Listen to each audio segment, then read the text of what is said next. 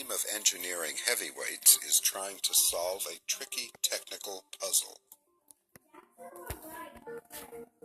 The Valley veterans are trying to build tools that could brighten the clouds. If they succeed, the hope is that humankind could reflect more heat back into space, wielding clouds as shields against global warming. Armand Nukemans, a serial inventor from Belgium, is spearheading the effort, driven by a concern that the world could be headed for humanitarian and ecological disasters. You know, people 10 years ago, it says this is totally wacky to start thinking about doing this, but in the present situation, people now start feeling a little bit more concerned. It could give us some time if it really becomes catastrophic. Our approach is just to take salt water and get it really, really hot. And if you take this gas and let it come out of a nozzle really fast, both the steam and the salt particles will go up into the cloud. But when they condense moisture on them and grow, then they start to become very efficient mirrors, so to speak, and then they start to show a real cloud whitening effect.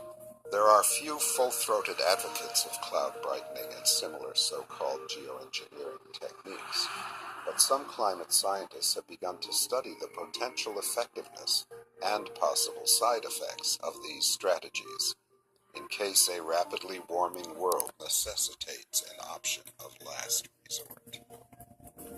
Now, there are different estimates about how effective this would be, but this cloud whitening approach could offset most or even all of the climate change that might occur this century. One of the places they would work in is off the coast of California, in Baja California. But other scientists and many environmentalists argue that geoengineering is a very dangerous road to go down.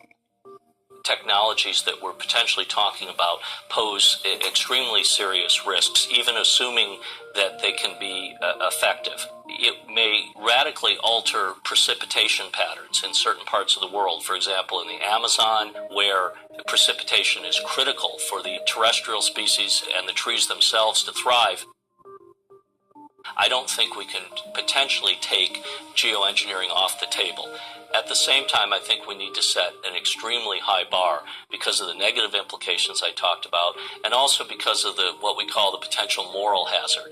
If people believe that there is a quick fix, then they may take their foot off of the pedal in terms of trying to reduce greenhouse gas emissions.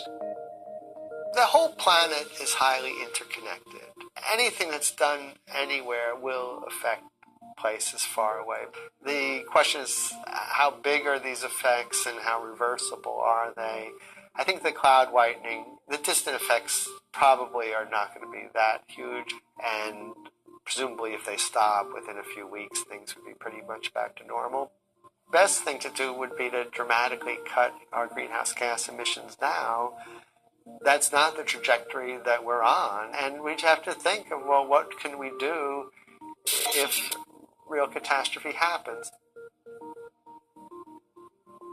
I want to make it very clear that we do not in any way advocate the application of this technology.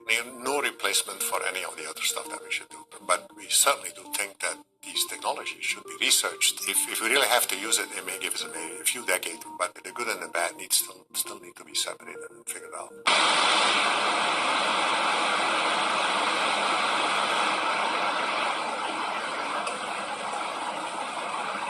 That out.